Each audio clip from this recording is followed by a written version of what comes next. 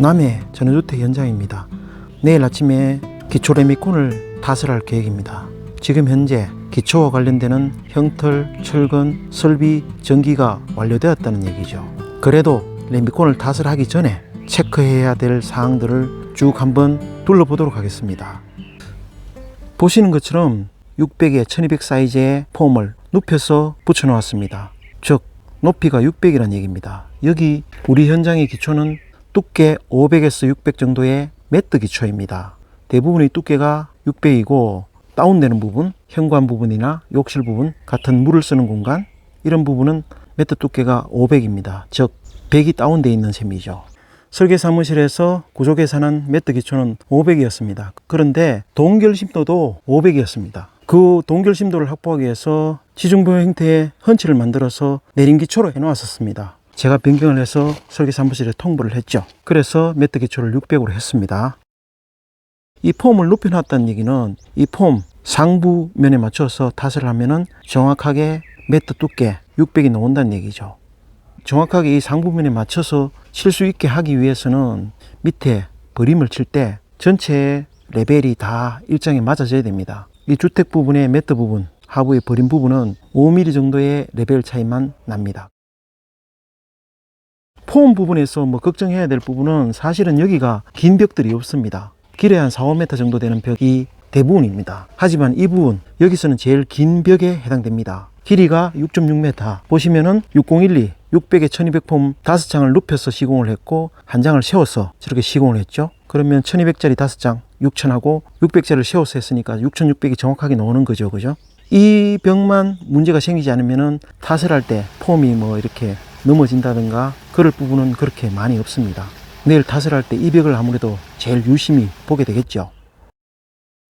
여기서 잠깐 하나만 더 짚고 넘어가겠습니다. 여기는 버림 위에 기초바닥 하부에 비닐을 깔았습니다. 보통 보면은 버림 하부에다가 버림 치기 전에 비닐을 깔죠. 저는 여기에 대한 특별한 표준은 없다고 봅니다. 그 이유는 간단합니다. 밑에가 잡석이기 때문에 저 잡석 위에다가 비닐을 깔게 되면은 밑으로 레미콘이 잡석하고 일체화가 안 되겠죠. 비닐 때문에 물도 흡수가 안 될 거고 분리가 됩니다. 그래서 버림하고 밑에 잡석이 부분적으로 일체화가 될 수 있도록 하기 위해서 비닐을 버림 콘크리트 위에다가 깔았습니다. 저 비닐은 꼭 버림 밑에다 깔아야 되는 건 아닙니다. 심지어는 기초 위에다 깔아야 되는 경우도 있습니다. 저 비닐은 바닥에서 올라오는 습기를 잡기 위해서 하는 건데 그 습기가 형성되는 지표수층이 저 비닐보다 상부면에 있는 그런 물이 많은 땅에는 비닐을 버림 콘크리트나 아니면 기초 하부에 깔아봤자 아무 소용이 없습니다. 그런 경우에는 오히려 기초 상부에다 비닐을 까는 게 맞는데 기초 상부에 비닐을 깔 때도 주의할 점이 있습니다. 기초 부분의 콘크리트를 충분히 말리지 않으면은 거기 있는 습기가 비닐에 있기 때문에 그 바닥으로 못 올라오죠.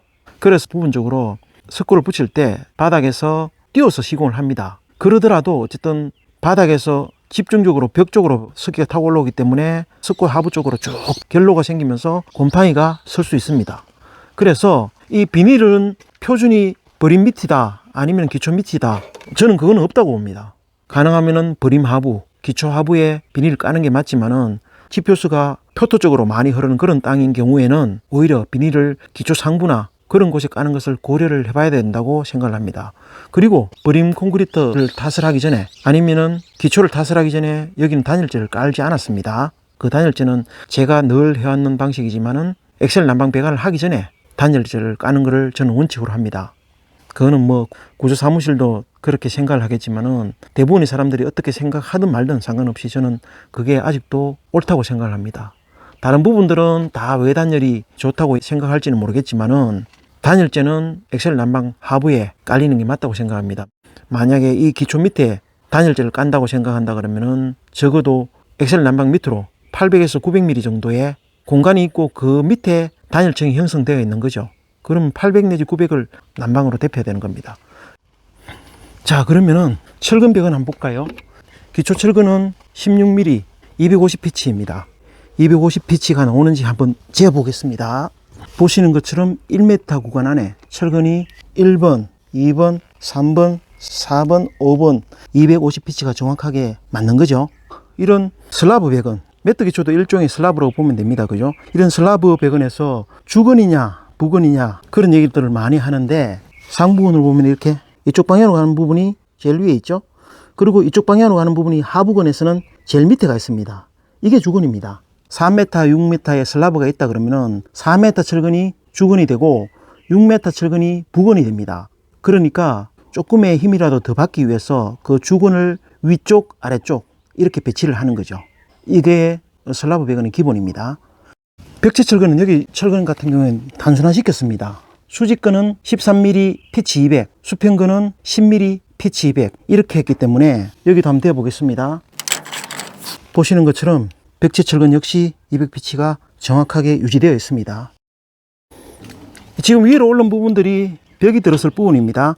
제가 맨 처음에 기초에 표시를 할 때 저렇게 붉은색 스프레이로 뿌려난 부분이 벽체 철근이 배건될 부분입니다. 보시는 것처럼 배건이 필요 없는 이런 문 같은 오픈 부분에는 붉은색 스프레이가 없죠. 문틀 들어설 부분, 이런 단부 부분에는 보강근 13mm 네가닥이 들어가 있죠. 이런 코너 부분에도 이렇게 네가닥이 들어가 있습니다. 단부 부분 보강도 다 훌륭하게 다 되어 있습니다. 철근 배건은 이 정도 하겠습니다. 그리고 자, 배관을 한번 보겠습니다. 이 부분이 욕실이 될 부분입니다. 2x4를 저렇게 씌웠다는 얘기는 90mm가 다운이 된다는 얘기입니다. 100mm PVC가 서 있는 저 부분이 변기가 들어설 부분이죠. 그리고 저 50mm는 세면대, 벽배수를 해야 되기 때문에 벽 속에 들어가 있습니다. 50mm. 그리고 저 75mm, 저 부분이 바닥 드레인 부분입니다. 바깥쪽으로 보면은 두 가닥이 나가게 됩니다. 100mm의 오수 배관, 그리고 바닥 세면기 이런 하수 배관, 외부 쪽으로 두 가닥이 나가 있죠. 그러면은 오수 바지로 100mm PVC가 한 라인이 나갈 거고, 그 다음에 75mm 배관, 바깥쪽으로 나가서는 75에 100 레듀서를 써가지고 이것도 오수 바지 쪽으로는 100mm가 나가게 될 겁니다.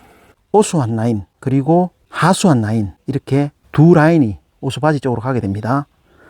여기서 보시면은 이렇게 긴 행주관, 사실 이렇게 할 수밖에 없는데 이 배관이 이렇게 기초 밑으로 이렇게 길게 연결되는 배관이 그렇게 바람직한 배관은 아닙니다. 바깥쪽으로 바로 나가서 돌아나가는 게 맞는데 여기서는 한 라인으로 연결하기 위해서 이렇게 긴 횡주관 형태로 만들었습니다. 정면으로 보이는 이 부분이 다용도실에 세탁기를 쓸 부분인데 세탁기가 오른쪽이 될지 왼쪽이 될지 정확하게 아직 결정이 안 됐기 때문에 중간에도 뽑아놨습니다. 이쪽 싱크대 배관 마찬가지입니다. 보통 보면은 기역자의 코너 부분에 저희들이 많이 뽑아놓는데 여기는 전면쪽으로 정중간이 뽑아놨습니다. 상수도도 저렇게 다 올라와 있습니다. 보시는 것처럼 배관 쪽으로. 나중에 건축주와 상의를 하면서 이 부분 옮길 수도 있다고 가정을 하고 이렇게 중간 부분에다 배관을 올려놓았습니다. 이 부분이 보일러실입니다.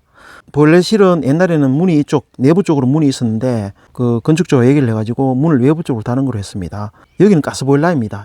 가스보일러의 단점이 불 붙는 소리가 나고 보일러가 돌아갈 때 웅 하는 진동이 생깁니다. 그래서 소리와 진동을 어느 정도 고려한 옹벽으로 분할을 하고 바깥쪽에 달아내는 형태의 보일러실을 만들기로 결정을 했습니다. 여기 보일러실이 여기 있고 제가 쳐다보고 있는 이 방향이 2층으로 올라가는 계단이 형성될 부분입니다. 그러면 계단 하부에 공간이 있겠죠, 그죠? 공간감이나 오픈감 때문에 완전히 비워두는 그런 형태의 오픈 계단을 만드시는 분도 있는데 여기는 그렇게 넓은 집이 아니기 때문에 이 부분을 수납 형태의 공간으로 다 쓰기로 했습니다. 그래서 이 하부 쪽에도 별도의 세면기를 설치할 수도 있기 때문에 이렇게 바닥에 벽배관을 해 놓았습니다. 보통은 싱크대 쪽에 보일러 분배기가 있는 경우가 많이 있죠. 저도 그렇게 많이 해왔습니다. 하지만 여기서는 보일러 분배기가 저 싱크대까지 가지 않고 이 계단 하부 공간, 이 공간에 분배기를 설치를 하기로 했습니다. 그래서 20mm의 분배기 엑셀 라인이 들어와 있습니다. 이 부분에 상부 쪽에 전기 분전반도 여기에 들어옵니다. 그래서 이렇게 선이 많이 들어와 있습니다. 외부에서 들어오는 선, 내부에서 들어오는 선 등이 이쪽으로 다 모이기 때문에 이렇게 까만색 CD가 다양하게 많이 올라와 있습니다. 옛날에는 그 분전반을 신발장 안에 많이 설치를 했죠. 그런데 지금은 신발장 안에 분전반을 설치하면은 전기 준공 검사가 나지 않습니다. 전기 수도도 완료되었습니다.